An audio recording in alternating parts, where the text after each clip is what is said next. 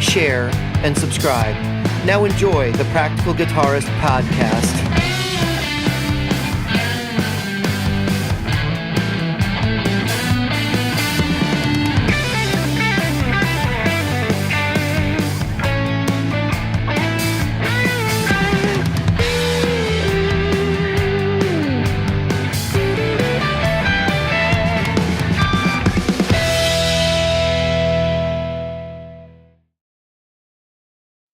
Good evening, Jim. Let me enlighten our audience on what I have just done. Remember I was complaining a couple episodes ago about there being two buttons to go live with OBS and YouTube. And tonight, I hit them out of order. I hit them both. I hit them out of order. So we haven't been streaming. I've been sitting here talking to nothing for like 50 minutes. And then I look over and I see the white screen of, holy shit, we fucked up. So I apologize to everyone in advance for the remainder of this episode. Jim and I are going to go pretty quick. Neither of us want to be here super late. So do your what's new, and then I'll do mine, and it'll be quick. All right. Here comes my what's new. I have started using these books. They're great, by the way. These books are great. We've all done this already, so we're just going to get to the main points as we go. That's right. They come from this company called Fundamental Changes, which I believe has got something to do with, or at least a lot of the people from, what was the company again? The Alex Pass, TrueFire. Yeah, TrueFire. And the reason that I think that, this is Chris Brooks. A lot of those guys are also affiliated with TrueFire. Right. And here's Josh. And I Josh think I've seen that promotional shot in TrueFire stuff. So yeah. And Josh is the one that got me into TrueFire and to these books. So excellent books. They're really inexpensive, quick runs through some stuff, and very repeatable. I hate stuff where I use it once and I throw it out. Very repeatable. Yeah. And then you also have a fancy new guitar there. Got a fancy new guitar. The surprise is the element of surprise is gone.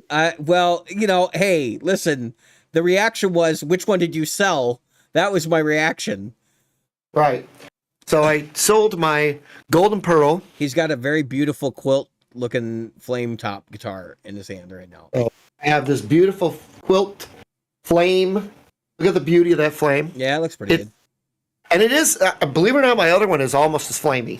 I was going to get my PRS off the wall and we could have a dick measuring contest, but yeah, there you go. We could definitely measure the flames on our guitars. I have more flame because I have two. But anyway, no, well, yeah, I mean, it's not how many you have; it's the size. Yeah, that's the size that counts. And it is a slash model. It's got the slash buckers. I really like it. The funny thing is that all the slash ones come with uncovered pickups, but they're not like, some of them are zebra, some of them are not, but they are effectively the same pickups. So that's really nice. There are Nico 2 pickups. All right. So I want to apologize to our listeners again for being so crass. If you like the content here, like, subscribe, notification bell below. I'll try to keep the dick jokes to a minimum. So I have new gear. It's not here yet. Postal Service screwed up. It's not here yet. I got a Chula in the mail. So Chula's the Josh Smith Boost, Church of Tone 50, 2 of them, 1 box.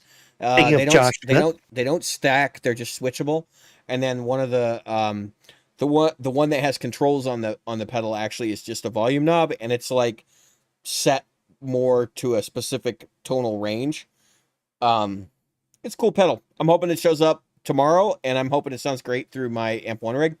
And then I got an ES8, and for those of you who know, I've had an ES8 before. I had one when they first came out, like a long time ago, and it just makes sense for what I'm going to be doing. We'll talk about that more in the format and money section of the show. But ultimately, like, the one thing I was sharing just when I realized that I'd screwed up the start of the episode was that the ES8 now has an editor software. And I absolutely loathed sitting on the floor in front of mine originally programming it, because then you'd have to get up and get down, and it would always sound wrong when you stand up, and then you'd have to get back down, and it was like this whole freaking thing. And I just got so mad. So it's not like a digital pedal where you can put it on a music stand, work on it, because it has to be attached to your pedal board. You can put your pedal board on the music stand.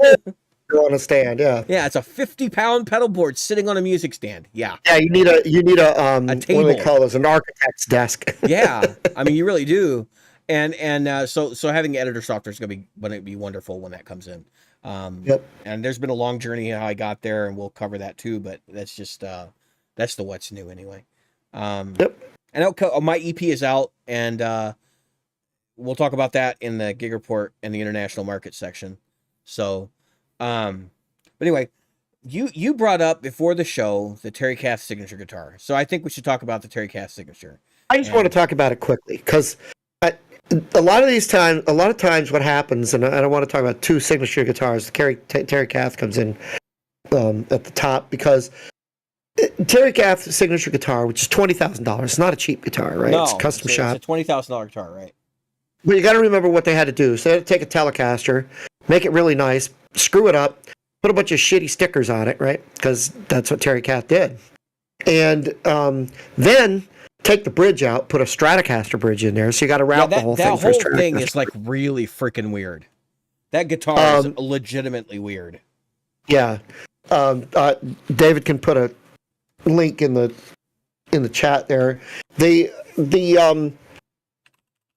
So the bridge is a Strat bridge. It's got a humbucker in the neck. It's got a Telecaster pickup in the bridge position. So it's got half an ashtray, which I don't understand why he kept half an ashtray, but he did. I'm sure that's because of the mounting, and he would have had to unroute. In other words, do some wood filling if he wanted to do that the other way. And it's just the craziest. It's got the controls around backwards. The half an ashtray is so you can mount the bridge pickup because it mounts to the. That's what I said. Because it mounts to the metal. But the other thing is that's part of what makes that pickup sound correct. So even if you could come up with a different way to mount it to the body, you're going to need the ashtray there. Oh, okay. So that's okay. That makes sense.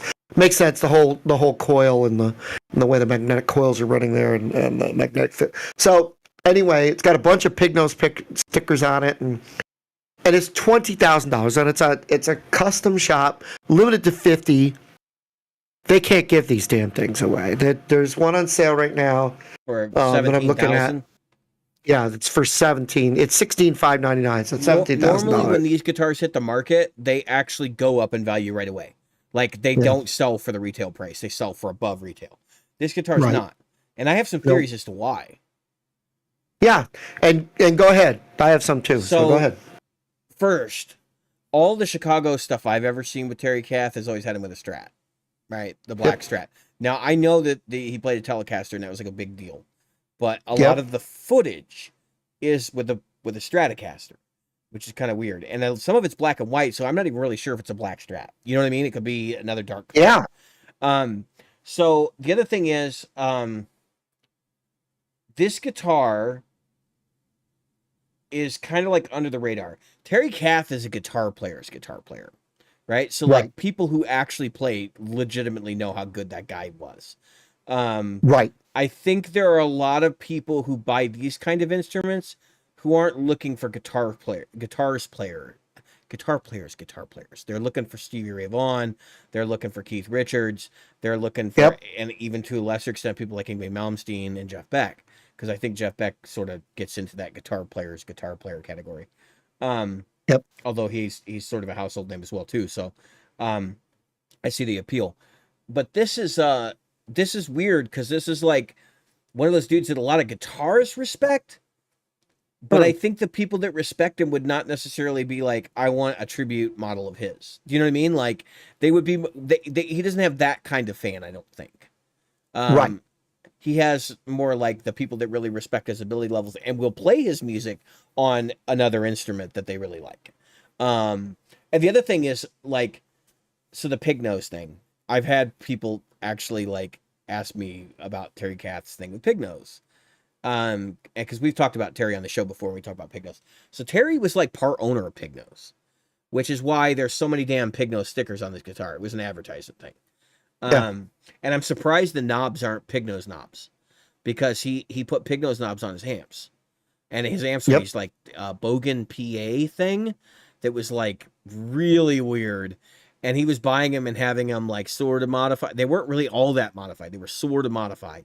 But it was just cheap, and it like was his sound, and so that he went with it. So this is kind of like an amalgamation of that formula, right? Like, he's got the Strat bridge because he obviously wanted to be able to intonate the guitar perfectly, which, if you think about it, he was also a singer, right? And so he understood tuning and all that stuff very well, and realized that the Telecaster was not adequate for that in that regard. Plus, he'd already had the history with Strats, so I think it was sort of like this made sense, right? The neck humbucker is a little weird to me. So this is like a 70s, right? It's like a 1969, 1970. Which is interesting, right? It's like, we don't really think about 1970 Telecasters being the holy grail of tellies. Actually, a lot of people are like 52, 53, 54 kind of telly things. Blackguard telly. Yeah, the Blackguard, the Butterscotch, whatever. I don't know what this started out life as. It might be Butterscotch initially. But yeah, this is kind of a weird guitar. And so if you want to know why the value of it's like kind of dropping over time, it's just there's like a perfect storm of stuff here that's kind of like strange about it. The walking billboard nature of it, right? He's got the Black Hawk sticker on there, and then I'm not really sure what the M is. Matco Tools, something like that. But then he's got the pig nose stickers. There's no pick guard on this guitar, so nope. You've got the route, where the wires. You get the route. Yep. Which is fine, right? I mean, it's like that's your jam. And he's got a pickup ring for the neck humbucker, which suggests to me that the reason there's no pick guard is because he wanted the pickup ring, which makes a lot of sense, because if you're wanting to get that kind of Gibson-esque middle or neck pickup sound, right? You want a pickup ring. You don't want it to be on a pick guard, which would be different. Right. Ultimately, I think this is a cool guitar. It's got 3 string trees, which is a bit much. But that was the other weird thing. It's like this is a 3-string. If they've never done a regular signature model Terry Kath Telecaster, right, or Stratocaster, this is a weird freaking guitar for them to make. Yeah. So there's so many things they could have done. Go ahead. He didn't have like a number 1 either. Like, that's the other thing that I think people are sort of misconstruing. So this guitar is being heralded as his like number 1, but my understanding is he had hundreds of guitars. Like, in fact, I know that there's some people here in Chicago recently, because we talked about the amplifier long time ago. There was a guy that had like inherited a storage locker worth of stuff from the Kath estate, because he had left it to this dude. He was a friend of his. And he like didn't know what it all was, and he started parting out and selling it to people, and like he's selling amplifiers and guitars and all this other stuff, and that's how the guy got the PA head, and was like, is this the legendary like Terry Kath PA head? And it turned out it probably is, but it also is now become very clear that it's not the only one, because a lot of people thought he only had like 1 or 2. No, he probably had dozens of them. So yeah, and it seems like there's duct tape on this guitar. Paul is saying, is that duct tape authentic? It might be. Thanks for tuning in, Paul, by the way. So yes, that's real duct tape. Yeah, I'm sure it's real duct tape. It's coming from the custom shop. I mean, I don't know if it's from 1966, but or from 1970. They don't paint on rust. It's real rust. I don't know how they rust stuff that fast, but they do. They have. They put it in they're using like oxide paste or something. Yeah, what they're doing. Yeah, it's very close to that. What a lot of people do is they'll use because it gives off a kind of an ammonia type thing. Is they'll use white vinegar, and so they put white vinegar into like a little dish in a larger container, and then put the item they want to oxidize in that container, then cover it, and then they go back and they check it periodically to see, because the white vinegar will will oxidize it enough to destroy it. So you got to be Yeah, careful so you about how gotta be much you careful do it. because they probably know how many hours per Yeah, how after a much. while they Yeah, get used to. It's not But rocket science to figure that out. You get used to it, and you know what the purity of the metal is. You can figure out how fast it's going to oxidize and right, set a but you've got timer. to think about, and I think that's where they failed. Is you got to think about how many people are Terry Kath, like you said, how many Terry Kath fans are there? Then how many Terry Kath true fans are there that have $20,000 to put into a guitar? You probably won't play. This guitar looks like it would fall apart in a moment's notice. I mean, I don't think it the looks like it's duct going to fall tape, apart. I don't see it being I just don't think good. there's the appeal. That's all this Mm-mm. is. Like, there's nothing here that screams broken, not functional instrument. It's not a well. The duct tape doesn't bode well with me, but maybe I that's have just a feeling me. it's on there for holding picks or something like that. Yeah, I don't know. I think it's because they had to route out that backside, It could and be. so I don't know what's under it. That's the I thing I didn't was see getting the, at. the duct tape on the back. Yeah, That's look at the probably for the back. tremolo springs. He probably used duct tape Yeah, to cover up the trem springs. right. Because if you see, there are trem springs on this guitar. Yeah. So the Oh, back yeah. of this guitar is a whole other issue, right? So it's Yeah, got an there's actual there's tremolo. 4 trem strings on there. Yeah, it's got a tremolo, but it's not like you're not using that tremolo. Like No, that's me right no. here. He's got 4 and you are not adjusting those trem strings Oh, for I don't nothing. know, Jim. Look at how the top of it's set up. This trem is functional. He was Oh, I know, I using this saw that. Telecaster with the trem, which makes sense because on songs like 25 or 64, he needs a tremolo. So, Matter of fact, I watched. he's using the vibrato Yeah, on that. this is one of the weirdest. First of all, I think the only reason that it's famous, I watched a documentary where his daughter or granddaughter, can't remember which, is looking for it. I want to say it's his daughter, Hmm. and I guess she was 2 or something when he committed suicide, Well, he didn't. accidentally or Yeah, it's otherwise, accidental suicide. I don't know if I consider it suicide. and it wasn't well. But anyway, when she was searching for this guitar, they finally found it. It was actually in his mother's closet. And it was there the whole time, and I'm 100% sure because of the way that they did it. It was one of those reality shows where they're like, "Oh, look what we found in the closet. We looked in this closet. They haven't had a chance to look in that closet yet." Right. She hasn't had a chance to go to the other bedroom and pull shit out of that closet. They knew where it was, and they just. What? I'm not getting in there. Like Yeah. And we know where it is. And I but we gotta- understand that. yeah, I understand that. the with drama side. something like Right. him Well- and that whole thing. Yeah. Right. And so anyway, they found it so that Fender could go reproduce it. And again, like you said, most of the videos you see, he's got a Strat and he's beating the shit out of it.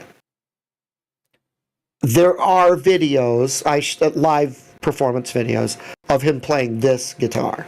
Yeah. So- I don't doubt that. Not one bit. Yeah.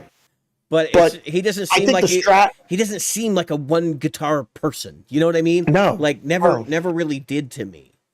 No. And the Strat seems to me more like the guitar I would have gone after. I would have gone after the 25 or 64 famous. I can't remember what the concert where they were, but there's a very famous concert footage. They're playing all their big hits from that era, and it's Piece Terra's at his best. Whole band is locked in at its best. It was a fantastic thing, and I want to say it was like early 70s, 73, I think that's the 74. black and white footage, right? I mean, Yeah. it's really good. Yeah. Now That's the one I would have gone after. I actually was not a huge Chicago fan. And I discovered this band as I was living here in Chicago because I'd hear older people talking about going to see CTA and stuff when they were Chicago Transit Authority. And so I finally just said, okay, we're going to go check out Terry Kath because a lot of people were telling me he's one of the most underrated guitar players ever. And I went and I listened. I was like, oh yeah, he is.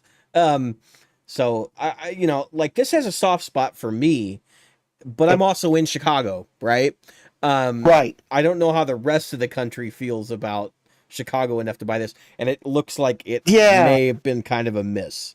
Unfortunately for the band and its legacy, when they did Hard to Say I'm Sorry and all that stuff, not that those are bad songs. I'm not putting them down. I loved them.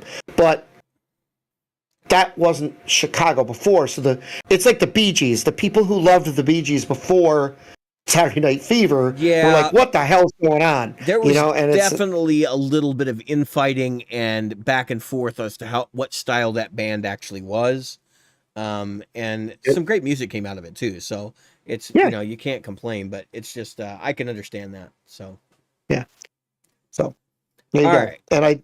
And I would be willing to bet that a lot of people who don't really know Terry Kath wouldn't have known that he died when he did and the tragedy behind it and everything.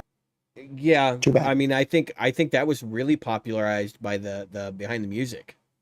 Yeah. VH1. Because I think the story had been in the papers and stuff, but I don't think it was ever confirmed or anything. And then Behind the Music did the interviews, and people who were there were saying this is what happened, Exactly. So I want to talk about one other signature, if I go ahead. Real quick, couple of minutes.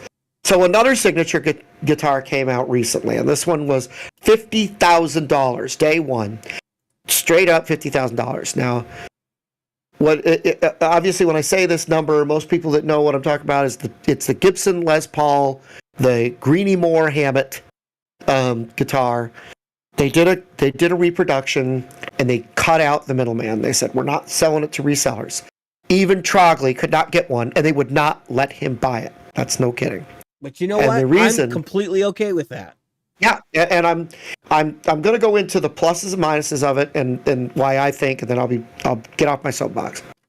The plus of it is, it didn't go to resellers because of two things. Number one, the guitar itself is not what's selling for $50,000, although that's what they have to say. Wow, what I ate for dinner is not agreeing with me. That's what they had to say. It comes with, I'm going to go through this real fast, the highlights. You get an evening with Kirk Hammett is a group. Everybody who got one, there's 50 people. 50 was the max. So there's 100 people because you get for two. This is all for two. So you got a get-together with Kirk Hammett at this really super expensive place that could only barely fit 100 people from what I understand. It's an exclusive steakhouse in Nashville.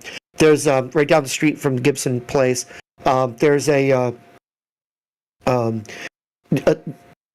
first-class accommodations at the Four Seasons and first-class flight to Nashville, and for you and a guest, and a signature and a picture, and the hang with Kirk Hammett, which is a group hang, and he probably is going to walk in, hey, do all the signature and get the fuck out.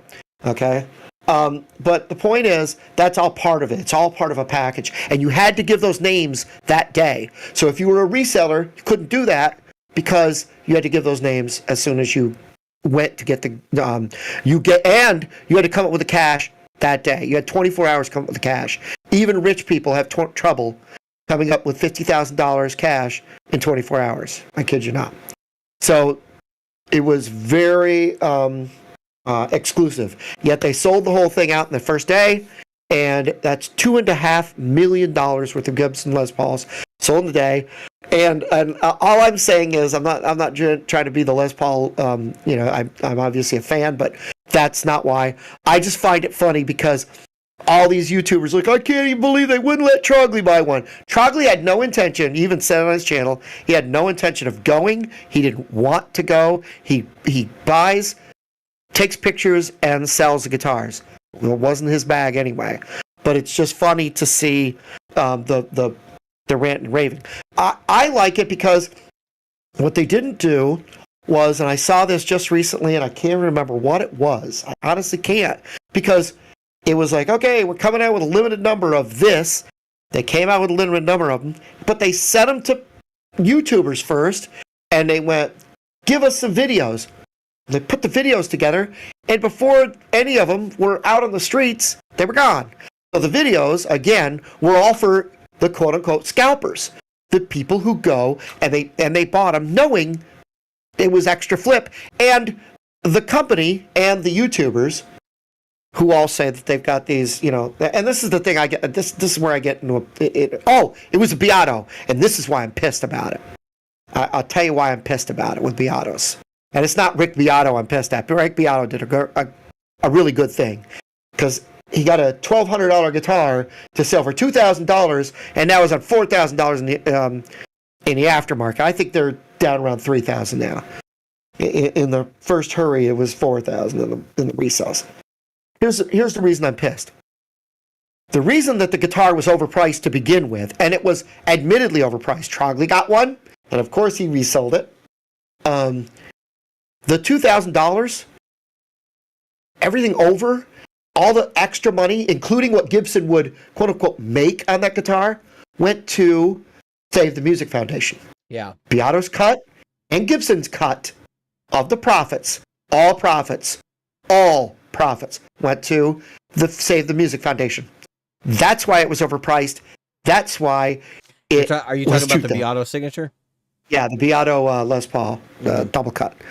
What pissed me off is then some jackass then flips it. He's not giving that extra money to the Save the Music Foundation. He's making a profit. He's making the profit that didn't need to be made in the first place. You're buying what would normally be $800 at best, on the used market for $3,000-$4,000. Do you remember when they couldn't give those guitars away? Yes, because it's not like his Signature was different than a guitar that already existed. I know he did, and that one boggled my mind. I'm glad you brought that up, because I had completely forgotten about that whole situation. So Beato had a Signature guitar come out. It was a double cutaway Les Paul, flat top. It was just this week. And it's been announced for a while. And like you said, it's basically a charity guitar, and it's partially because Gibson was making these guitars a few years ago, and it was a loss leader for them. Like they were cheap to make, right? And they didn't do well. And I thought they were going to stop making them, and they cranked the price up too, which was nuts. And I think it was almost like Gibson being like, if we charge more, people are going to buy them. And because there is like that level of premium thing in the market where that happens. People won't buy something because it's too cheap. Which is insane, but it is a thing. But that's clearly not what was happening. Like, I think because after the Beato Signature sells out, right, which I think they're done with it already, I would be surprised if like that guitar never comes back. Maybe it will. And maybe the clout of like him having like endorsed that guitar at some point maybe brings it back, but I don't know. So when I was working at Guitar Center part-time a couple of years ago, those guitars were hanging just as I was quitting. So that had to be 2020. The Les Paul DC. Yeah, the Les Paul DC was hanging in the store. It was the exact same guitar with the exact same shitty finish. The difference is that his is blue. Yeah. Those were red and black, and I think there was another color. I think they did a blue. But not that blue. It was a different one. Right. It was a different blue. Anyway, there was a few colors. We couldn't give them away. As employees, we could take one home for under $400. Yeah.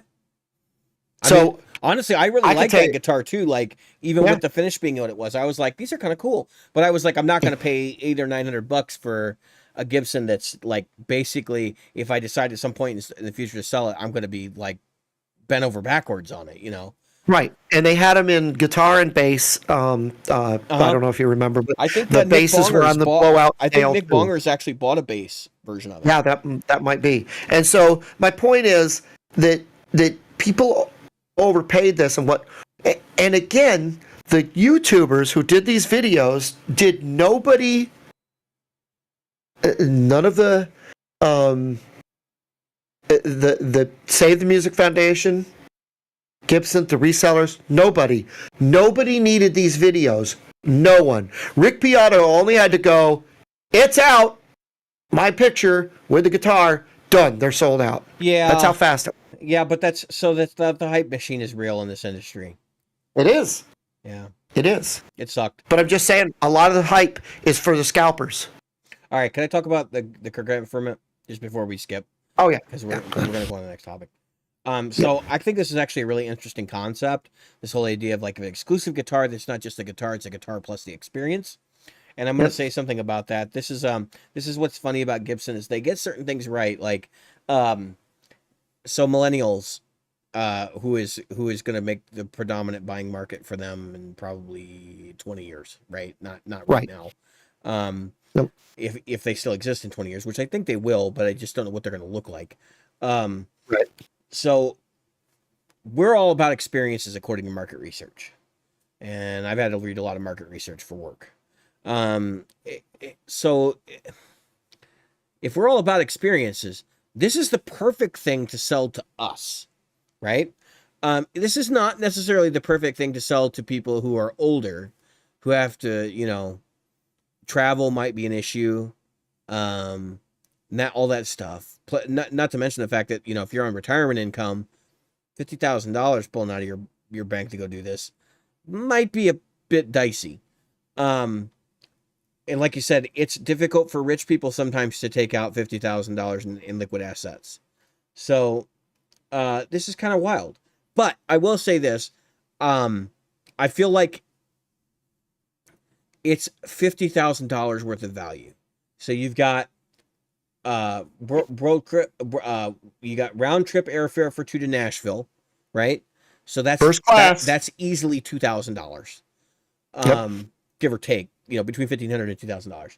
You've got 1 night over accommodation at a 4-star hotel in Nashville. That's $500. Oh, at minimum. At minimum. Yeah, minimum. It's not 5-star. It's 4-star. That's important, Jim. So yeah, minimum $500. Well, I thought it was I thought it was specific about the hotel. The Four Seasons 4-star hotel. Oh, I thought it said the Four Seasons. No, it says 4-star hotel. I'm looking at the page right now.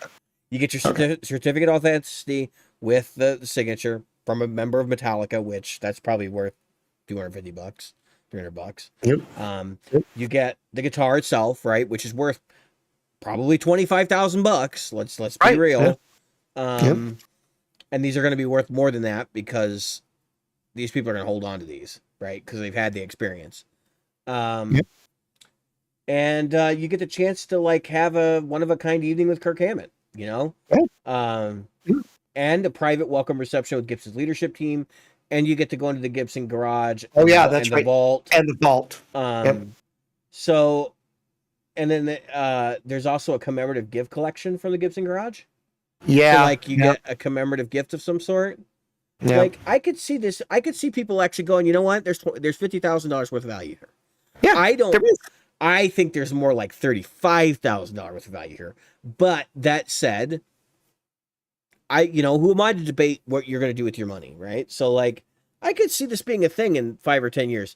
Good evening, Steven. Nice to see you. Anyway, I could see this thing being a thing in 5-7 years when we have a more narrow margin on some guitars, so where you have maybe a $5,000 custom shop guitar. I can see Ibanez doing this. Go get the Steve Vai dinner experience. You buy a gem signed by him, absolute reproduction at Evo, $5,000. You go meet him. You hang out with him for an evening. You maybe he takes you to the Harmony Hut, and right. You hang out for an hour.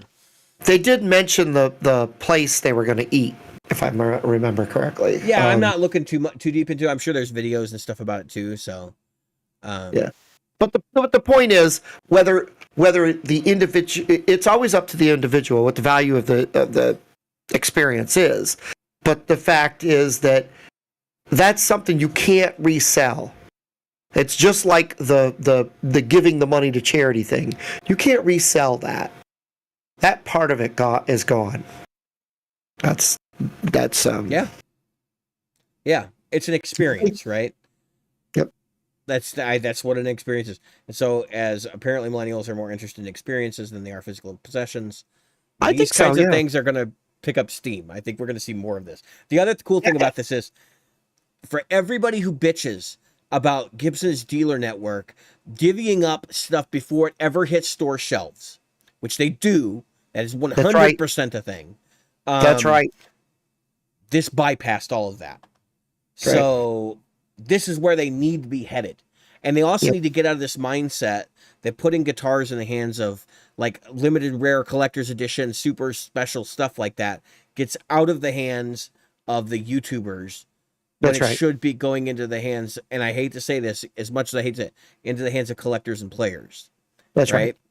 And I say that because we all know YouTubers who've got custom shop stuff hanging behind them that they got for free as a promotion gig, right? Yep. Yep. So just keep that in mind. Yep. They're not going to sell that. That's going on their wall. You know what I mean? Like, that's not.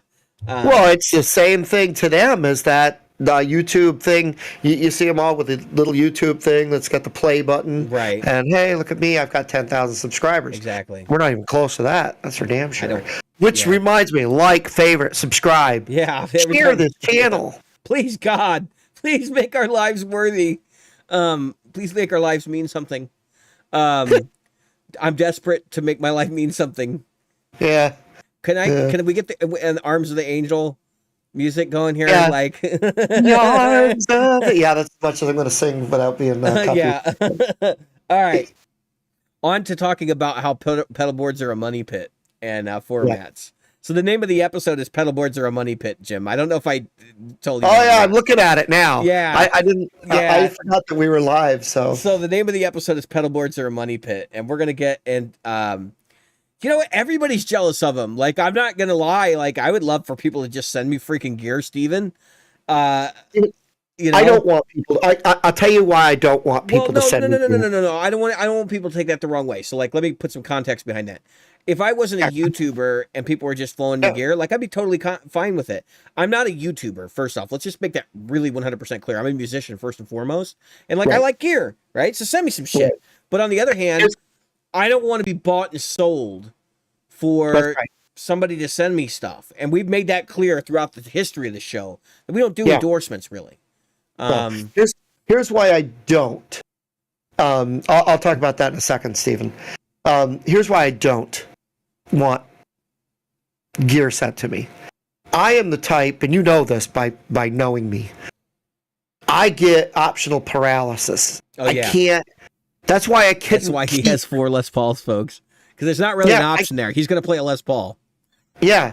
I mean, it's easy. I'll turn around and go, what color? It's literally, that's pretty much what goes into the thought process of pulling down a Les Paul for a gig. Jim's not good at making choices. Let's just put it that way. Is it an evening gig? Like, I kid you not, I go, is an even gig where I'm going to be, under certain lighting? Okay, the black and the white looks the best. Or is it going to be one that the gold looks the best? Or is it a kind of a jazzier feel? Oh, I've got the 335. That's literally, I'm going to play an acoustic tonight. I've got one, Let's not dwell on this too much. So yeah, that's why I don't want to. Okay, so why did Rick Beato get a signature Gibson? Because he has a lot of subscribers and watchers. That's why he's got 3 million, over 3 million, I think, subscribers now, and literally no other reason. I mean, I'm not going to sit here and pretend like he's had this illustrious career or anything. He's not as a guitar player, certainly. And Gibson went to him and they said, "What do you want to do?" And you know what he told them? "I want to give the money to charity." Well, of course, we're getting from what he says, but I have a tendency to believe him because he's about my age and he kind of has my He tends to do a lot of that stuff on the channel too. Like, he's made it really clear that his channel is an educational channel in nature, and I mean, and so whether or not he's making money on it's one thing, but like the whole thing is like that's generally been his vibe, is that he's giving back information. That's right. And so the fact is that he works hard to be an informational channel. He really, I think, wants to, and I'm glad for this. He wants to be that guy that interviews the famous people and everything else. And so when Gibson said, "What do you want to do?" he went, "I want to do an inexpensive, relative to the signature guitars, inexpensive guitar that will give back to the community," and that's what he did. So yeah, I applaud him for what he did, and other people have done that. I mean, like the Jimmy Vaughn Strat is not aimed to be like Jimmy Vaughn's Strat. It's aimed to be an affordable Strat for people that like Jimmy Vaughn. So yeah, the Texas Blues thing. I had one. They're great guitars. I still have one. It's just not a Jimmy Vaughn Strat anymore. It's a David Hill Strat now. The David Hill Strat. So, all right. So let's talk about pedalboard money pits. So I have a board right now that if I was to total up the value, it's probably around $3,000. That's not including the amp one. Okay. I have a $300 power supply. I have the King of Tone, which used value is like $750 now. I have the Vibe machine, which is $200. Ooh, look at me! I'm the King of Toad. I'm just joking with you. Yeah, I mean, I have the Vibe machine, which is like $200, and like you know those things are going to wind up. Did you see the look in. on my face, like how little I cared that you were doing I know. that? I'm just saying. You're going to say. You wait till you. Mark my words. 10 years from now, that thing's going to be the clon of the time. And I'm going to have one, and I'm going to laugh, and I'm going to be like, I'm going to have two probably, and I'm going to sit there and go, I'm going to wait. You know, like that's just gonna be me. I looked at clons the other day. You know, we did an episode a couple of months back where clons were like $3,000. They're $6,000 now. Yeah, I know. I know, it's crazy. You know, just saying. Deluxe reverbs are 4,000 to 5,000 now. Vintage ones. It's kind of bonkers. So, no, keep going. I'm sorry. All right. So I didn't need to be a smart ass. No. So just the utility items on the board. The board itself is like $200, right? The power supply is like, you know, between $200 and $300, depending on how many pedals you're running. And then you might have two, which could get even more crazy. And I've had that situation. I've had that situation before where I have two power supplies on the same board.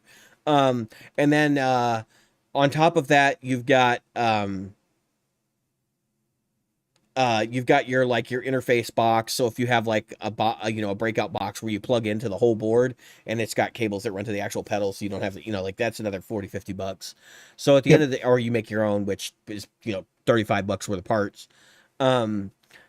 Like if you do the math, just the pedal board in and of itself is like $400, $500 with power supply, right? So, all right. So here's the thing. This is what I want to talk about formats for. So I have multiple pedal boards now. I have the tiny one, which is like for going to jams and not having something convenient, which I almost never take out to jams anymore. I took it out for probably 6 or 9 months. Nothing but that. So I know it'll make a return. It's just, I'm not using it right now. I have 4 boards, I think. 3. I have my looper board, which is just basically, right now it's just got my drum machine on it because the RC is so big, it doesn't need a board. The 600, and then I have my Voodoo Lab Medium, right, which is my go-to board for Destiny Unraveled and that whole thing. And it just suddenly sort of like dawned on me when I was like realizing I was running out of space on this board. When I got the Chula, right, I'm like, I'm gonna have to buy a whole nother freaking board, a bigger board to house all this crap. What do I do with the medium? Well, I'm not going to sell it because I'm not stupid. Like, I know I'll always have use for another board at some point, which is really sad. I don't really want to admit that. But here's the deal. There's so many goddamn different rig formats now. You can have guitar to amp, right? So it used to be guitar to amp, guitar to pedal board, right? Back in the day, back in the 1970s. And pedal board might be just pedals on the floor, It might be 1 or 2 pedals on the floor. And then it became like David Gilmour style rigs, right? Where it was like big pedal boards and maybe some studio equipment out on the road with you. And then it became, for a while, it was guitar to rack, right? And the rack actually is probably the most freaking convenient that we've ever had it. Because you just ran into your rack and like you had all this different gear and it was all in an enclosure with wheels on it and you just pushed the son of a bitch around and it was great. Except for when you had to go up and down stairs, which sucked. Right. Which then caused everybody to go back to pedal boards. And then pedal boards got super advanced in the 90s. And we had these like fancy power supplies that isolated power, so that you could run your vintage pedals along with your new production pedals and everything would play nice. And all these fancy things. We've had, and then the other changes to driving is like we have effects loops right now that are becoming popular in the 90s. And you had, well, actually really in the 80s, you had, like parallel effects loops and you had serial effects loops. So I'm sure you could do the math on what a parallel effects loop is, which is basically a wet dry in one box, or a serial effects loop, which is literally straight through. The whole amp gets sent out to it and then comes back in. And that whole thing is like another juxtaposition because that was going on during rack. And so now you've got all these different styles of rig that are forming, right? And today we have amplifier, we have digital, we have portable amplifiers like lunchbox format. We have fly rig, which is literally like everything gets mounted on your pedal board and you literally just plug it into your backline cab at a show. So just like think about all of these different pieces, right? So how many freaking pedal boards do you have to be a musician today? So I'm here to tell you, you only need one. Okay. Yep. You need the one you're going to use. Because they're a pit. I mean, I like literally have owned a $5,000 or $6,000 board before. And, when you realize you got $6,000 for the pedals on your board, you're gone. This is not good. And then you sell half your $6,000 pedals and keep the good stuff. And you're like, this is still better, but it's still not great, you know? And so like, here I am, I'm going back down this path, but I'm like trying to be mindful of the fact that I don't want a massive footprint, you know, and that's a whole other can of worms because you can't really have one board to do it all, right? So if you're a modern gigging musician, you need to get exposure, which means you need to go out and meet people and you need to do all these interactions with people to like meet other musicians. And oftentimes that puts you in compromising situations because you really can't take out the medium board to an event where there's like 15 people on stage and it's a tiny stage. You need the tiniest board you can fit on stage, or maybe just an amp switcher. Yep. So like, I guess my point is coming to the conclusion that you really need to figure out what you need, right? So like the right way to approach this is to sit down and say, I'm always going to use amps, right? I'm always going to use an amp and cab. So that means, am I going 4 cable, right? So you're going 4 cable. Now you got money in cables too. Yep. In addition to the board. But maybe you just need delay reverb and like a modulation pedal, a wah pedal, and a drive pedal. Maybe that's all you need. Okay. Or a boost, depending on, you know, drive or boost, right? And so that can be mounted on a very small option. But then what happens when you like have to go play that weird one-off show where there's like a community cab or somebody has like an amp you're going to be plugging into and they don't have an effects loop on that amp. Okay. So this is why I'm saying like we've actually diversified rigs to the point where it's costing us insane amounts of money. So I'm buying an ES8. Actually, I've already bought it. I'm waiting on it to arrive. I bought a used one. It's like $450. I highly recommend them. I've used it before. It was okay. I got mired in a lot of other details that were going on at the time, and I hated the fact that I just sit on the floor and program it. Now it's got an editor, so it's going to save a lot of problems, and it's going to ultimately end up being a kind of a life-saving device for getting my getting Destiny Unraveled live. Okay, so I realized I'm also going to have to buy a bigger board to go with it, because I've got to get the same pedals basically on another board that'll fit the ES8, which is the size of a small European nation. Okay, Putin would love to take over my ES8. Just leave it at that. This is YouTube, right? I mean, it's got a red logo. I hope we're okay saying that. Ultimately, you know, it's about figuring out what works for you, but like not overdoing it. So I will probably not maintain 3 boards. I will maintain 2. I will have the tiny board, which is just for plugging into an amp, probably the front end. And I will have the other board that is literally my live board. This is why I want the ES8, okay?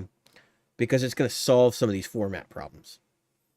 The large board may end up being part of a stereo rig at some point. So I have the option to go stereo out from the ES8 and drive 2 amps. Okay. And it's full stereo, which means my delay and reverb could both be in stereo if I want them to be, which in my opinion is just fantastic. It will also allow me to have individual boosts on every single channel. So all of the 8 loops have the option for a 0, 8, or 0, 3, or 6 dB. They call it a buffer, but it's a boost and a buffer, right? And it'll also allow me to adjust my pedal order. So, like, God forbid I get into a situation where I'm playing through somebody else's amp, I could conceivably have a preset on there for putting everything in front of their clean amp. This is going to solve a lot of freaking problems with regards to how many boards you might need today. Now, a lot of people I know put boards together specific for the show, but like, I don't want that hassle. I don't have time for that. It takes me, when I do an open jam and I don't have a pedal board put together and I decide to put one together that day, basically takes me 4 hours because I have to sit there and like get all the pedals together. I have to wire them up. I have to snap them to the board. I have to make sure that the power supply is all working, turn everything on, test it for a little bit, and then get my settings right. So by the end of the time, I've done it all, like just all the work that goes into it takes about 4 hours, between 3 and 4 hours. So it's like, I can't do that. I don't have 3 or 4 hours to spare. I mean, it's honestly getting that bad with my time that like my time is money too, right? So I'm kind of sitting there thinking like, do I really want to try to, do the thing where like I'm pulling pedals off of another board to put on my tiny board to take it out for the thing tonight? No, I don't think most of us want to do that. I think the people that do it because they have to, and that's fine. Or maybe because it excites them to put a board together for a new show, and like maybe it's like rolling the dice and gambling, right? Maybe I get the killer tone tonight. And I'm sure some people have had that sort of like feeling about it. But that's just not me. Like, I want things to be consistent, and I want things to work perfectly. Like, when things don't work, when I'm like streaming on Twitch and whatever, it just kind of bothers me really bad.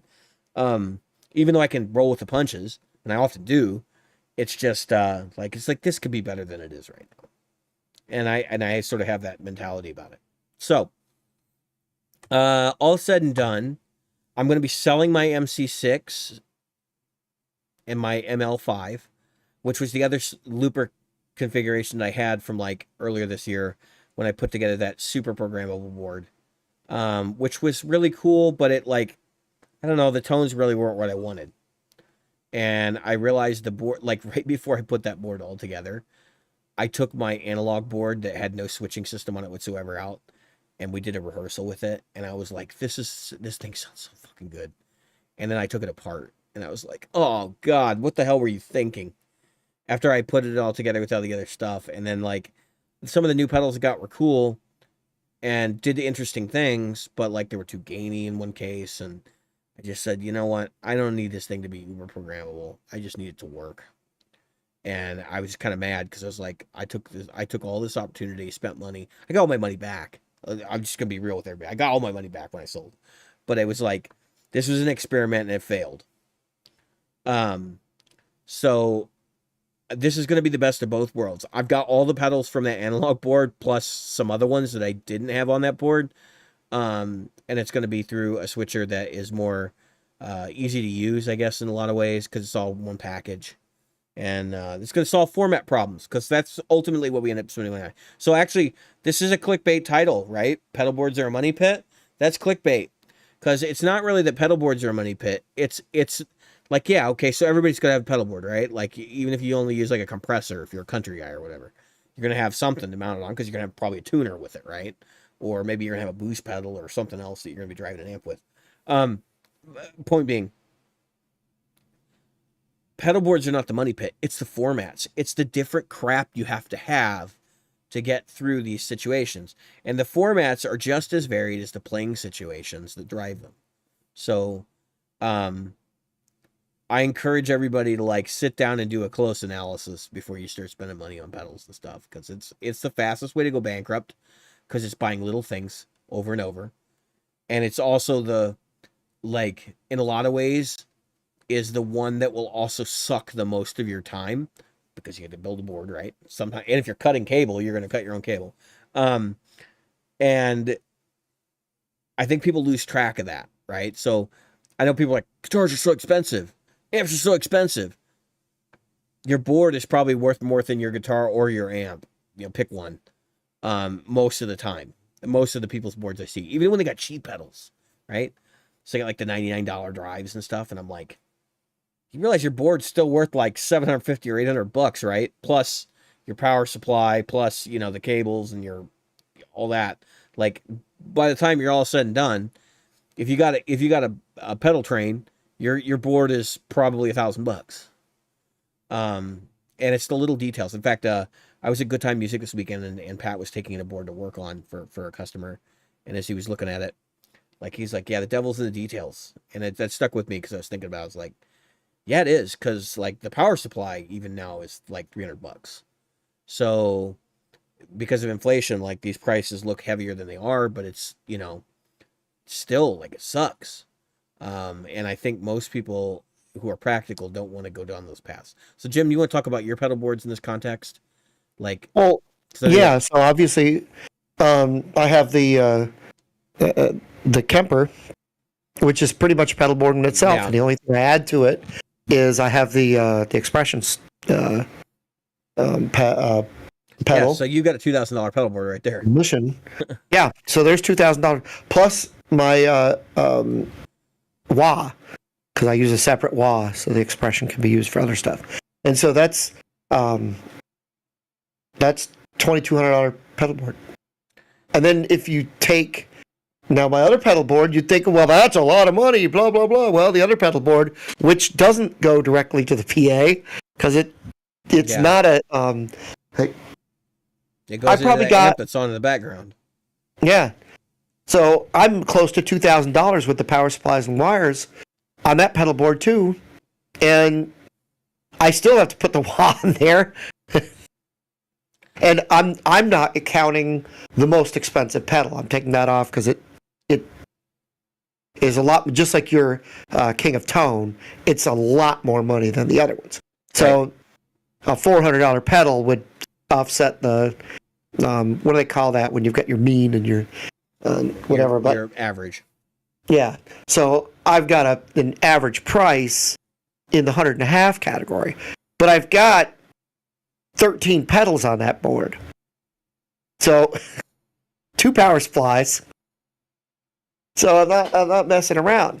But that's the thing I'm talking about. So again, just like you, and I'm not even into the amp. So as you can see, it's on because I was playing right before we started.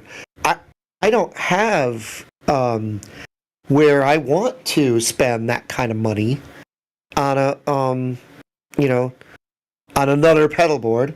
But the truth of the matter is, I've thought about the M80 because the M80 would allow me to run all this stuff much more quickly and efficiently. M80. And what are we referring to? Not M80. I'm sorry. The Boss E80. The E8. Yes, you mean the ES8? ES8. Thank you. Switcher? ES8. That's what I was trying to think. I was thinking of my one. microphone. I've got an M80 microphone, an ES8. Yeah. Well, these companies don't make it any easier. I'm so freaking tired of 2 letters and a number. Like, can you call shit what it is? Right. Exactly. And can you stop?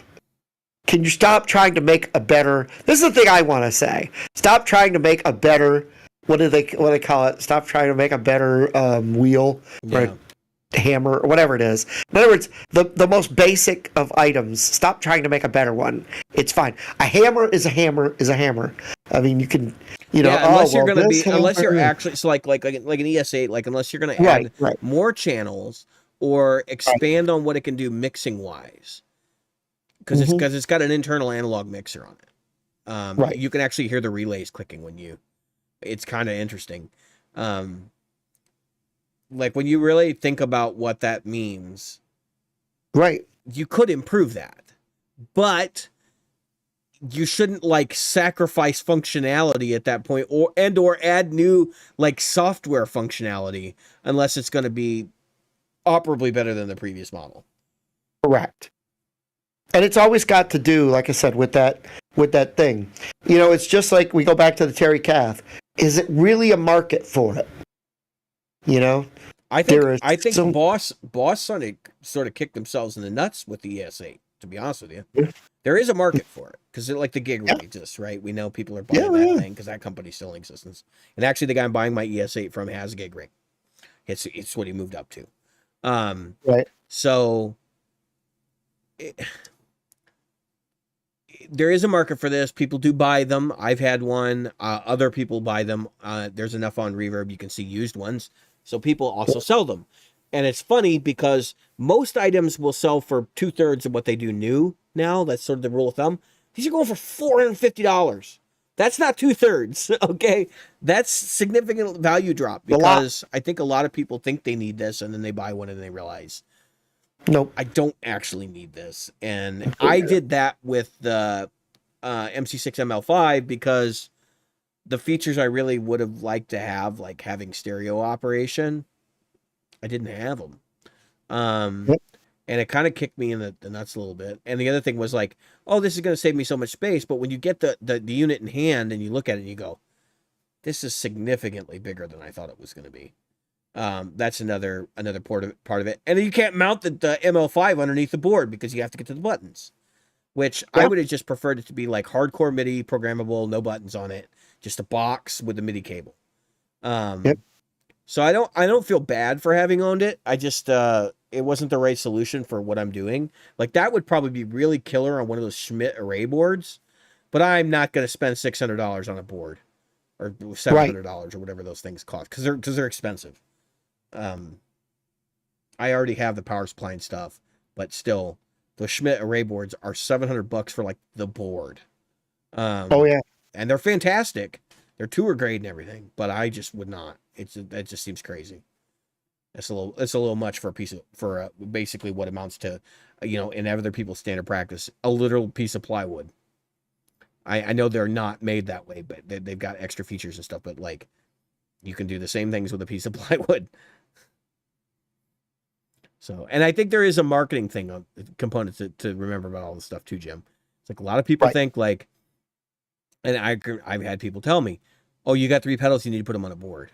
Dude, if you're running 3 pedals, just take some fucking patch cables. Have extra ones. Make sure you got plenty of batteries. Make sure you have a power supply. Make sure your pedals run on batteries, right? It's that simple. You don't need a board for that. It helps. But if you're only running 3 pedals, chances are you're not playing in venues where you have to be super professional. That's right. Some of the places where I play, like I need to set up and tear down in like 5 minutes. So it's like, throw it up there, put the cables on, hope to God it works, pray. Like play a chord, and if you hear music, great. You're like, I'm ready to go. You can't even look at your knobs. I mean, it's like, I hope that shit's set right. Yeah. First song, you're back there tweaking the treble, Yep. So, anyway, I just, it's just something that's been bothering me this whole week. Is that like, there's so many different little variations on a theme to do with pedal boards, and it has cost me so much freaking money. And I basically know what my board is at this point. I'm experimenting with boosts right now, but like everything else is basically staying the same. I am not, even though you see that DM2 back there, that's not going on this board. Okay. Yeah. And I'm just trying to point at some other pedals. There's a wah right here. That's probably gonna end up on the floor next to the board. Next to it is a BBE. That's the BB preamp from Exotic. Not going on the board. Great pedal. I use it for certain things. Not going on the board. I just don't need it. Like my board has not physically substantially has not changed in like 8 months. I'm adding a boost just to see how that works. If I like it, I'll add it. And I'm adding something shortly. Dude. I have it was sitting on the floor next to me. It's not there right now. I have the Happy Valley Analog Pickup Simulator and the Sunface. And like I've had the Sunface basically as long as we've been doing this podcast. Yeah. And I have the Happy Valley Analog Pickup Simulator. I bought that so I could use that with my Strat. That's the only reason that pedal is not on the board. Like that, the King of Tone, basically is all I need. And then I've got a Vibe pedal. I've actually got a couple different Univibes that I use, and I like them all, so I haven't dumped anyone. And I got some stuff to swap, but I'm keeping the one I'm using right now, and it's been on there for actually longer than 8 months. That was on the programmable board. So that's all I'm getting at is like I have preferences, and I formed very solid ones, and I basically know like these things kind of form my sound a bit. Now, as a podcast listener, and Mike Mara and I have been going back and forth about tones with my PRS versus my Strat, what's different about them, why, and he says they're supposed to be different, and I agree with him. Um, I understand that they're different, but the thing is, I can't, like, I have to be able to nail some of the sounds that are on my EP, and like I did it all, most of it with the PRS, and I Right. did one song with the Strat, but when I go to rehearsal, I'm not taking both, so I got to kind of like roughly equivocate so I can at least play the stuff on the PRS. Yep. And so like there's a little bit of kind of this, right? I'm like, yeah, I got to split the difference. I got to figure out how to get that thing to sort of split the difference, and doing that with a pedal board's been kind of tough because I'm like, there's some things there that I wish I had, you know. But the same token, it's just about getting the job done. So Right. Right. I'll take a PRS this week and we'll make it work. Um, so I want to talk about international markets. Okay. So Okay. what? I got it. Yeah. I've got a physical emergency, Go for it. and I'm going to have to step away. Go I'll ahead and talk go about do that. international markets while you're gone. I will be right back. All right. So international markets. We all have heard the stories about guitar players, and I'm just trying to think about the right way to phrase this for y'all. We've all heard the stories about guitar players going through. We go through changes. No, go or like guitar players going from band to band or whatever, and like a band finding success in a foreign country. I can think of bands like Anvil. They did their documentary. They used to be popular here in the States, and they kind of like fell off the scene, and they were touring Eastern Europe or something. And like we know that Deep Purple is huge in Japan, and a lot of metal is huge in Japan. A lot of artists that can't like get radio airplay here today, who were big back in the '70s or whatever. Mr. Big is a classic example. It's a band that had a little bit of radio success here, but over in Japan they were huge. They're playing stadiums, and we know that this is a thing, right? So bands definitely do the juxtaposition back and forth in order to get success. But we were thinking about that in the modern context, because so like everybody's trying to market their music today, right? So like I'm in a band, we're Destiny Unraveled, and my co-host is he's done a lot of marketing stuff for music before. He knows how to market music. He's done I think 7 or 8 solo albums. And while he hasn't had a lot of monetary success doing it, like he's gone through classes and sort of understands how to approach this to get some press rolling behind our project. So he got us submitted to a site, and I don't know what the name of the site is, or I'd share it here. That would allow him for a very small fee submit our tracks to blogs. And then the blogs would say yay or nay. They give you a little bit of feedback. Now, originally he was using this as a tool to get feedback, right? So he could understand, like, what do I need to change about my music? Like, what would be better in the future for the next project? And so there has been a little bit of that. So now I'll share a little bit of the personal details. But we started marketing the EP, Fear of Knowing EP. And you can find it on, Apple Music and Spotify and all that stuff. Destiny Unraveled, Fear of Knowing, if you're looking. Also, like and subscribe to the show if you're enjoying this content. I don't want to, since I was doing a plug anyway, I figure I might as well plug the channel. So we started submitting these blogs, right? And I'm trying not to make this too long-winded, but I'm kind of hoping that Jim gets to come back and hear some of this. We started submitting these blogs, and some blogs were rejecting us at first, and it was quite a few of them. And it was kind of frustrating because it was like, dude, we just spent like 6 months on this, 9 months on this. And these people are like shitting on us. And it's not really that they're shitting on us. It's just, we don't really fit their criteria or whatever that is. And some of the feedback we got was like, actually, none of the feedback, I'm proud to say, was about the guitar work. It was always like, guitar work is stellar, not really our genre, that kind of thing. So Jim is listening. Apparently, he's listening from beyond the screen. So we were getting some kind of like, I was getting some weird vibes. I was like, man, do I really like, how does this make me feel? Like I spent 9 months and we're getting rejected, and people are like, this is not my genre. Like one of the guys said songs are too long. But then all of a sudden we got a place in I think it's Argentina to share us out, right? 10,000 followers on Instagram. I don't know what that's going to equate to in listens. It didn't seem like we got like a hefty amount of people as Instagram followers, for example, because we were shared up on Instagram. But like, there's a pretty good feeling to know that an Instagram page has 10,000 followers, meaning that they like have an audience, to share out our EP. And then it happened again and again and again. Other South American blogs. Okay. Ecuador, I think one came out of Ecuador or something like that.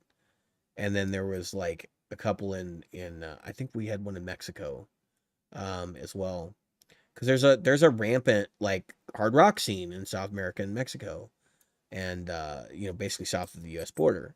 So like, I'm particularly proud of this, but also at the same time, it's kind of like, what does a band do now?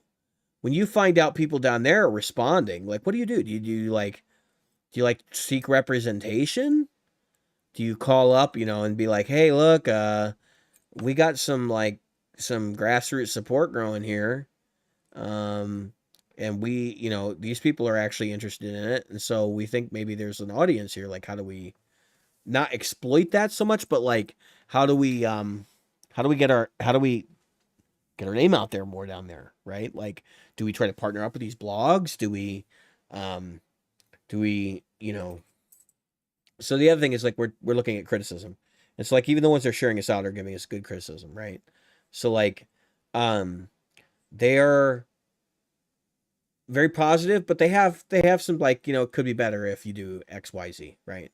And there's a little bit of a language barrier, but which that's another challenge, right? So like, you don't know if they're actually being genuine if you're dealing with a foreign country, or if they're like being, you know what I mean? Like, because there's a language gap, and some places are really polite and some places are very impolite, right? So like, when we were getting some rejections from the United States, I sort of know like that's the US guys like being kind of a jerk, but it's like, according to what I've been told, many of these people are like disgruntled musicians in the United States that are just kind of jerks because people were jerks to them. And I'm sure that's probably partially true to some extent. I think we've all had like kind of shitty music experiences at some point in our playing careers. But so getting this music onto these playlists is important, because it's a way to market ourselves in an area beyond our own. But I also questioned like how much value that actually has to us, because if we're not a hit here, like let's be real, if I can't get on a plane and go to South America and play a bunch of shows, which I'm not going to be able to do, then this doesn't matter to me, right? Like, it's not that big a deal, because so we get some plays on Spotify. Talking pennies, right? So maybe it becomes something out of this, or maybe it doesn't. That's kind of where I'm like, I don't know what happens from here. We're going to continue. In fact, I think we've promoted every song on the EP in some capacity with different blogs. We tried to pick blogs that we thought would like fit each song a little bit more appropriately. And it's been a good process. It's really interesting. It's given me more self-confidence too, because as we've gone through this process, I've learned that like pretty much everybody has said, love the guitar solos, love, this guitar work on this particular song, or,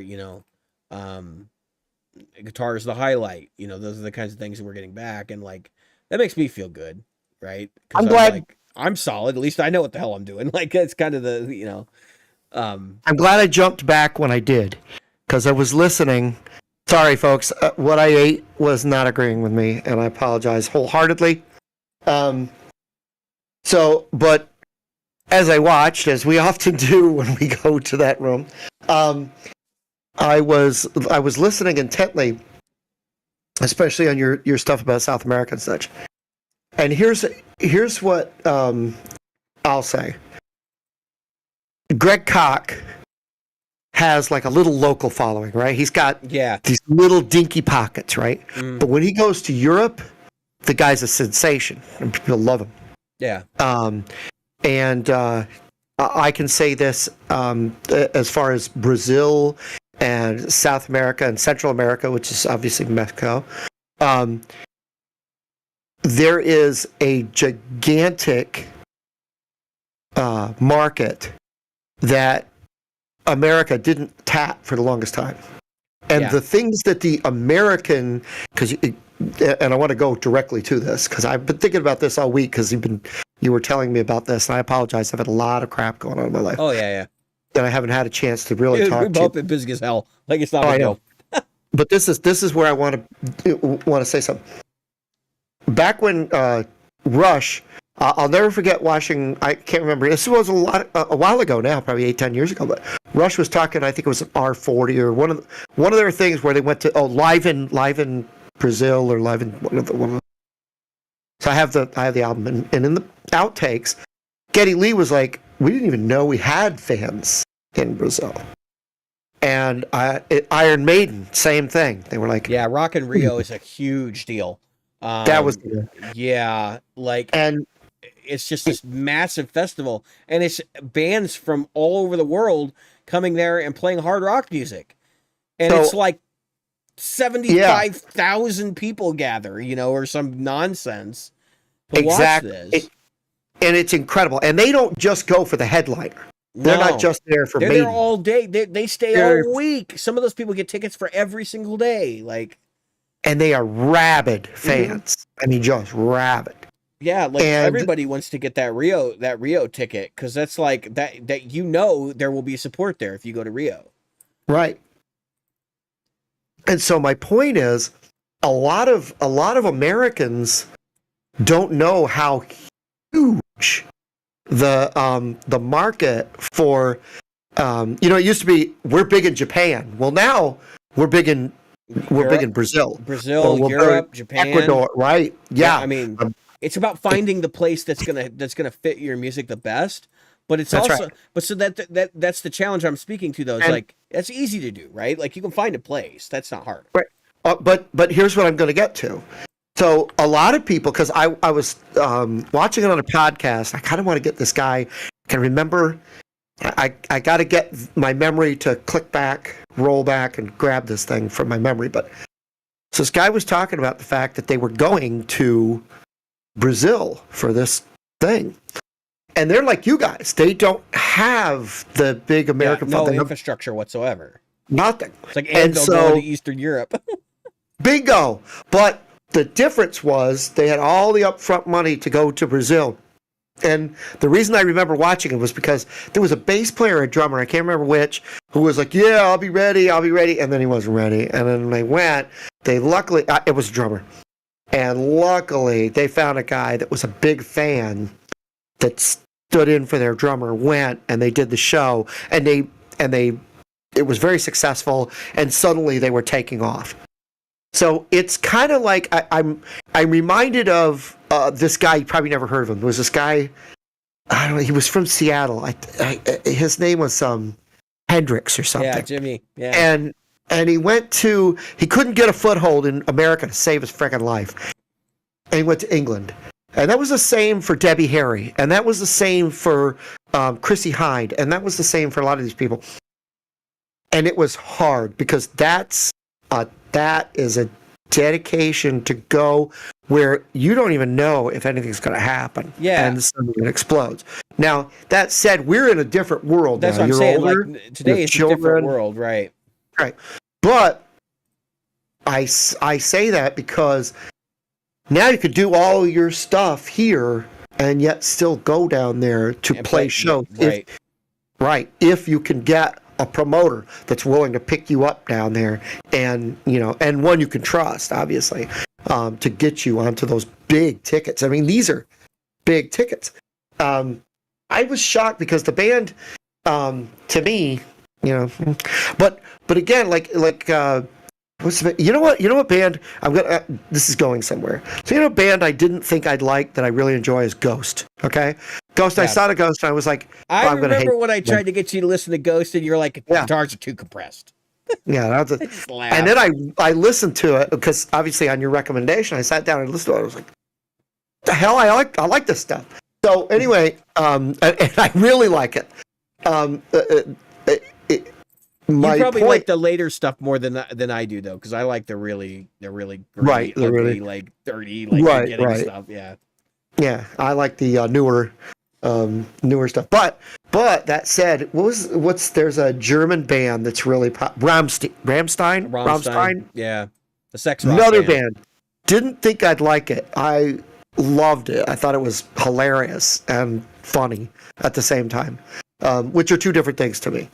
Anyway, so here's what I was getting at. Rammstein doesn't come to America except to do one thing. Well, that's because Rammstein has been banned from performing in most major cities in the United States. There's that. They talked about that. I'll- That's a big deal because they can't perform in so many places here that promoters won't touch them. Yeah. Oh yeah. I know. But anyway, what I was getting at is that there's so many bands that's what videos were created for. Before videos, before MTV, there were these little promotional videos that bands shot. That you'd see them in the 70s. It was usually a really bad video or just a live. It looked like they were playing live, but there's no audience. Like right. Yeah. And especially for solo artists, they'd be well, I'll sing you to sleep. And they weren't, and those videos were actually never supposed to be shown on like MTV or anything like that. They were promotional. They were made to be played in record shops. That's right. They weren't meant to be played anywhere outside of record shops in overseas. Most of them. Or in markets that they couldn't reach in tours. That was the whole idea. Right. Well, that's what I was going to get at. So there's this whole infrastructure of things you can do that Jimi Hendrix couldn't do. Mm-hmm. Jimi Hendrix, you don't see a lot of promotional videos for Jimi Hendrix, with the exception of like some of the greatest live recordings of all time. Fortunately, because all right, so the producer we were working with is our engineer.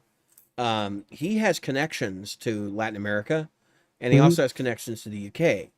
So, like, for us, we have a bridge to sort of understand how that international stuff can work.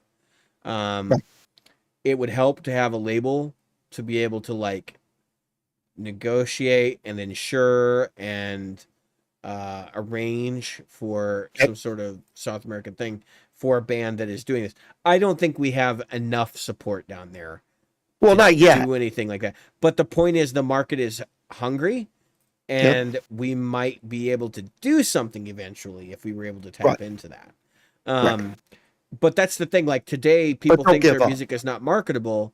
Well, I wasn't going to give up. It was just like, for me, it was not you. I'm talking about in general. People should not give up.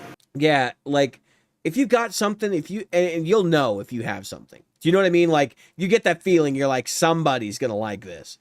Then you need to just find the right people. You got to find the people who are going to like it. And that's part of our job as musicians, is to understand the market we're in. Like we have to be marketing people, because there's no, like the indie label thing is like kind of gone. There's just not a lot of them left. And they used to be the ones that would handle the marketing side of it for you, because they could see gold, right? Like they saw gold and said, all right, we're going to help you. But like, I don't think that infrastructure exists so much. I think a lot of the labels I have encountered in my travels over the last 20 years have been sort of friends of friends kind of deal. Like, oh, well, you got a band and you're my friend and I know you're a good player, so like, we'll sign you kind of deal. Right. Right. So, you kind of got to be careful with that stuff too. Obviously, nobody wants to get into one of those kind of situations. So, I think we talked about this enough. I mean, like, main thing is, if you're producing your own music and like you're putting it out there and you're not having success here, like maybe see what you can do somewhere else. Yeah. I don't know what that all looks like, in terms of a long-term arrangement, but like, who knows, right? A lot of people don't realize what's going to happen here in the States when they do something either. So, it's all a roll of the dice. And today we're in such a connected environment. It is so easy to get your stuff played internationally. if Right. it's good and there is an international market for it. That you almost be remiss if you didn't try. And don't give up on the American markets either, folks, because the pendulum has swung many times. I lived through the dark days of disco. The world of listeners kicks back at some point and goes, I'm sick of this crap. I lived through the dark days of nothing but hairspray metal, and then it came back with grunge. We're going on what, like 22 years of the Britney Spears pop? Yeah. I mean, to an extent, like, I agree with you, but I also think that people are a little bit more into comfort at this point. There is a little bit of that. Instead of like looking for things that are exciting. Yeah, but there are a lot more younger people who are starting to live off of the quote unquote grid than we want to give credit for, and the only people we know of are those that are on the grid, because those are the TikTokers and the influencers and the wannabe influencers now. Plus, that's also what they want to promote. You know, it's a sure thing. Yeah, that whole thing. So anyway, yep. There's a market out there. You just gotta find it, and then you gotta figure out how to use it, like, and tap into it. So, all right. So, gig report. And Jim, I'm sure you had some gigs in between now and 3 weeks ago, but I literally don't remember anything. I had gigs. I had several, and we had a pop-up gig, and they've all been fun, but I almost feel like I'm a hamster in a wheel sometimes as far as the report of the gigs. But I did do an interesting open mic. So yeah, share that. That's fine. Yeah, it's last more week like a what the hell have we been doing kind of segment. Yeah. So we call it the gig report, but you can talk about other stuff too, because I'm going to tonight. So sure. I am on a 1 month hiatus from gigging, possibly because I'm going to New York, possibly, and my kids are going to be staying here to watch the house while I travel north, and so I went to open mic because I figured, well, I got a month, I may as well screw around, take my guitar out to open mic, and I was bad boy. All these gigs, I've had gigs every week, then back to back, and so I'm like, I'm so busy doing the gigs and doing the rehearsals and doing the other stuff, I forgot to do one thing: maintenance on my guitar.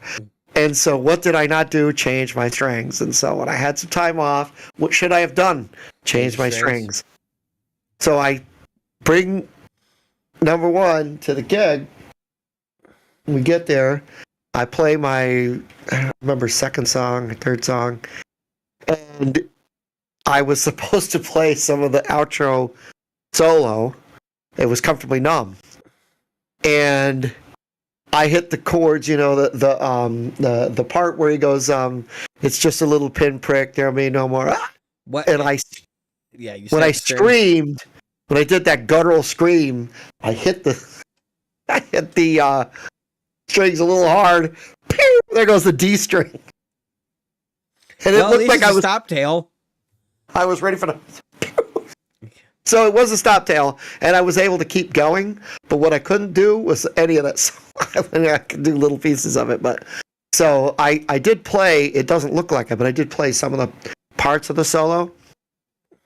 But hilariously, the string. What would happen is I tried to do stuff. The string would either get caught in this hand or would get caught in this hand. And I was just like, oh, you know what I do when that happens? I take them and immediately bend them over. And like on a stop tail, I'll stick them actually under the tailpiece through the bottom behind the bridge, so you can get them out of the way. What I tried to do was get the string out of the way, but it kept, because it's a wound string, it kept unwinding. So eventually, you can see in the video. Yeah, it depends on where it's broke, right? Right, the string is like this around me, because the wind is still both ends, but so the core is broken somewhere in the middle. Oh, because it didn't disconnect. So you would have had to rip on it to get it to break. And so I'm pulling it. I'm literally pulling on it. And it's going like this. And it's just getting longer. Because if you I feel like a clown. The string that's inside goes like this. And it eventually starts hitting you, and you're like, oh, crap. Like, this is a nightmare. I felt like a clown that was pulling, the kerchiefs out of his pocket. And so finally I just went, screw it. I'm just going to play chords. I played power chords because it was the D string. Yeah. Of all the freaking strings, of all the ones that and it broken. I know it's because I just bam, I just hit it probably isn't even because the string is old. It's probably because you hit it hard. Like that's just a thing that happens. Yeah, and it does happen, and I did hit it hard, and these are NYXLs. Usually, I can get, I got a lot of gigs out of that thing. I don't want to tell you how long it's been since I changed my strings. I'm not going to lie to you. It's been a while.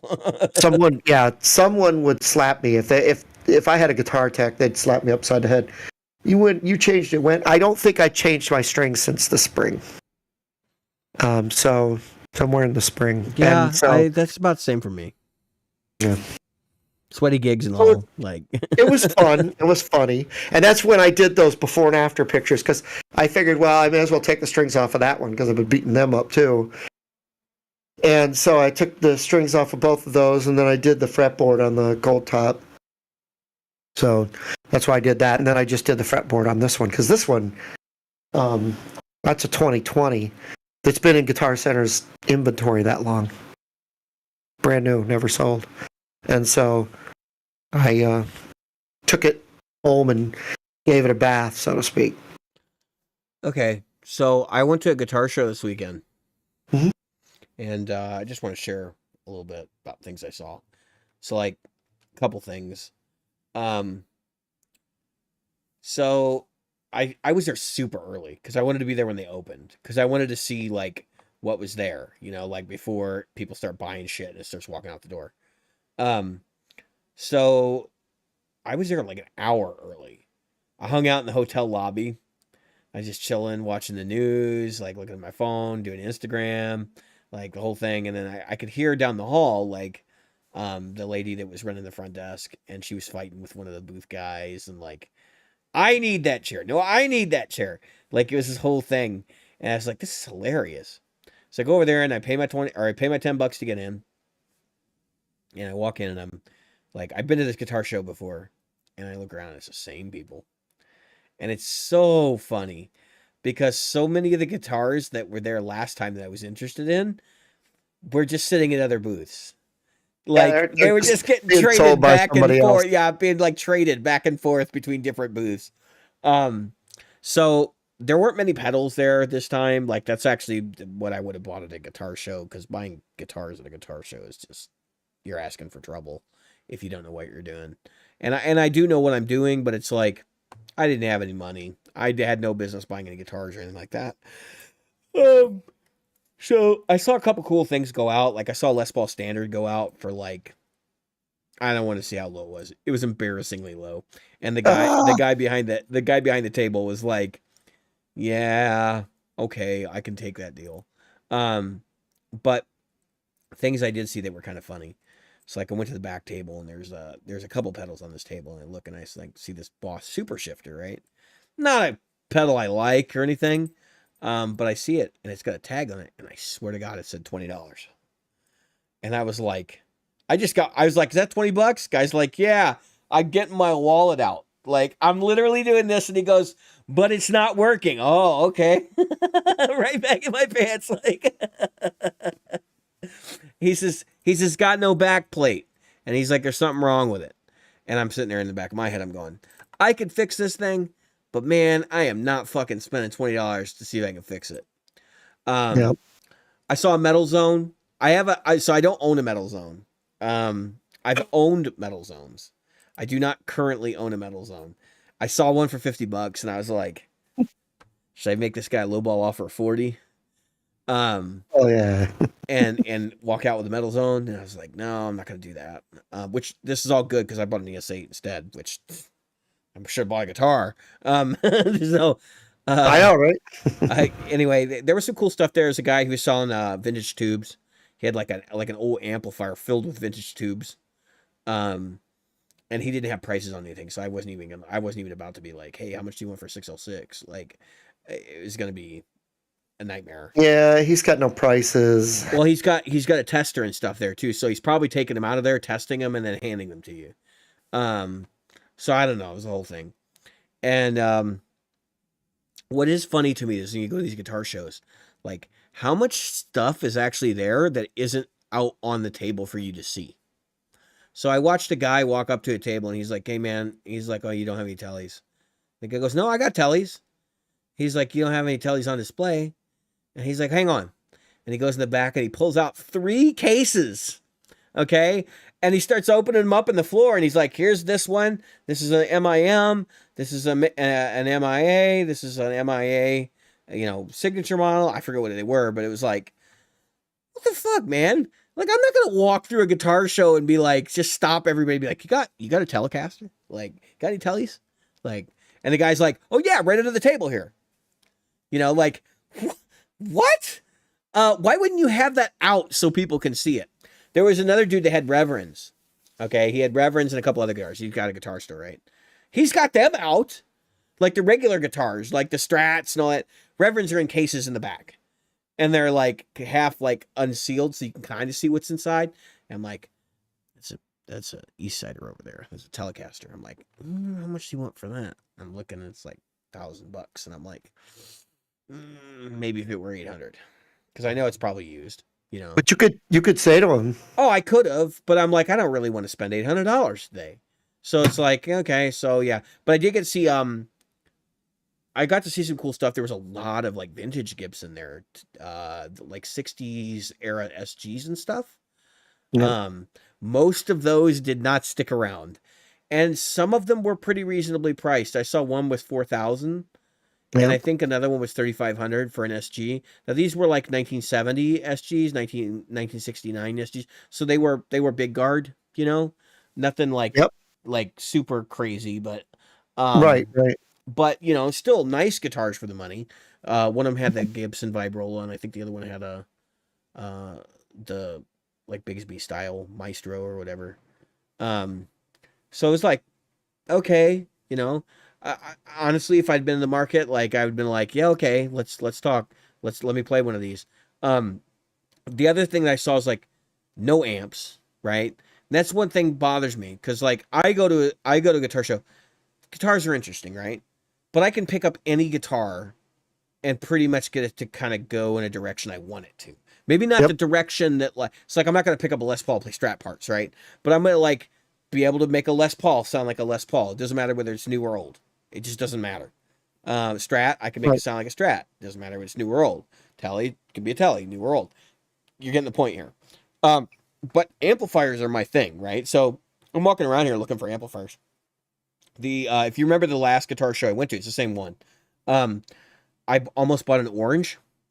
That orange is sitting there. Okay, that was one of the like 3 or 4 amplifiers I saw, and then somebody had a Fender Deluxe, 60s Deluxe, right? And I had told my wife when I left the house, I said, if there's a Deluxe reverb there and I can get a good price on it, I'm buying it. I said, I'm not going to wait anymore.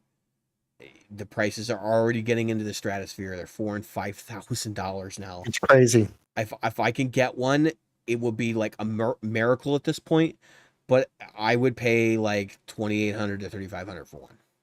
Okay, or $3,200. Not probably not 35, but 32, $3,300 for one.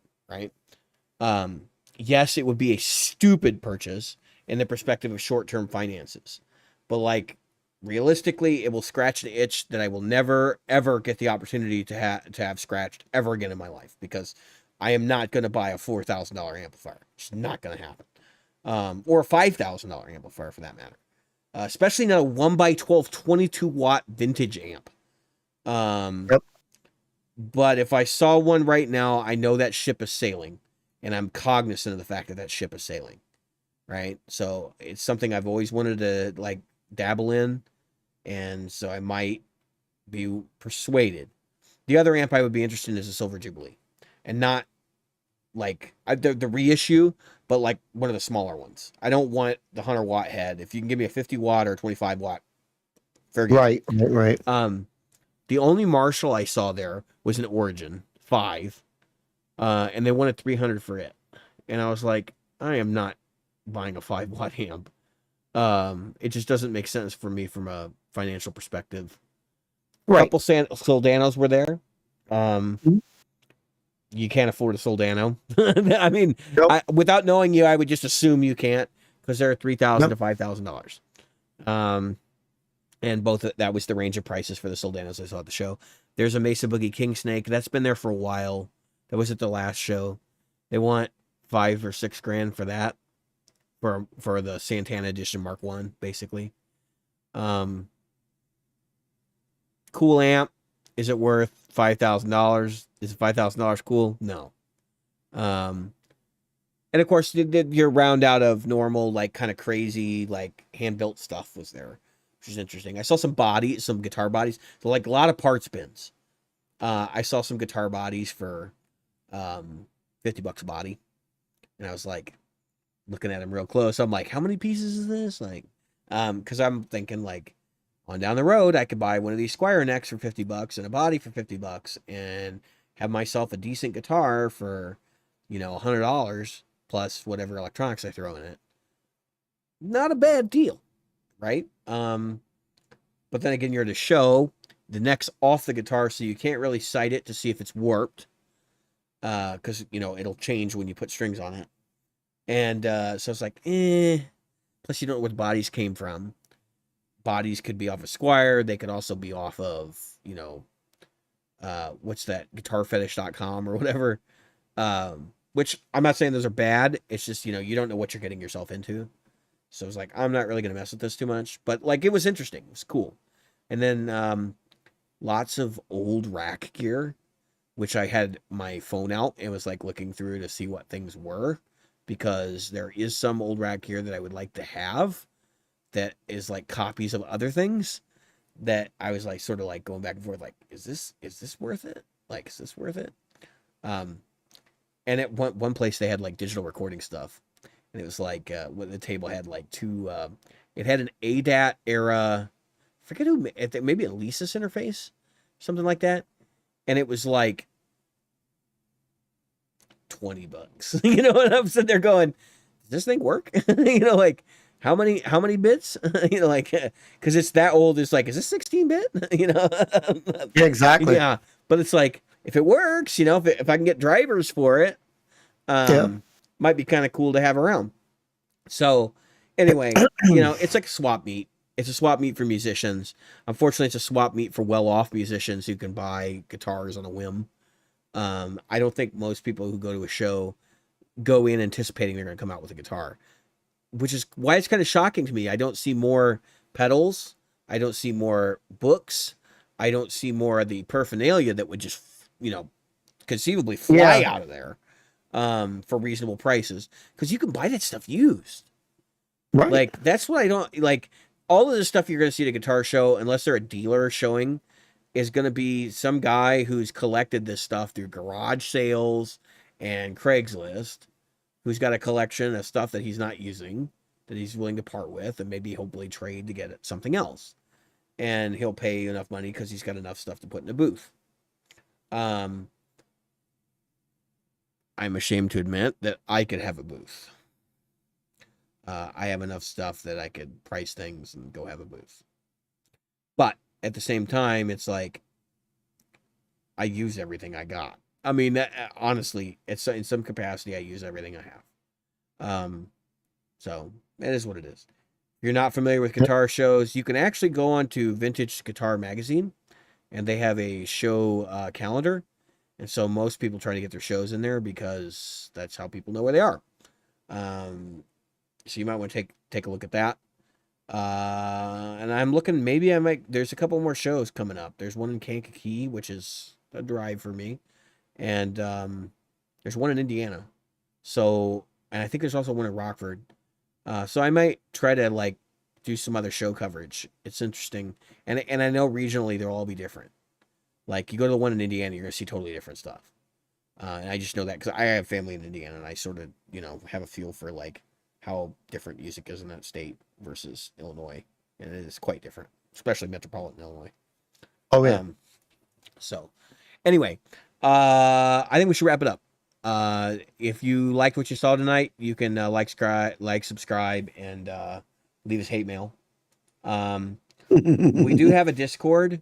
I will post that in the comments probably after the live, which I just wrapped my head around why our Discord link keeps changing. And my wife showed me, and I was like, "You're kidding!" Like I'm an IT guy, and I didn't realize that.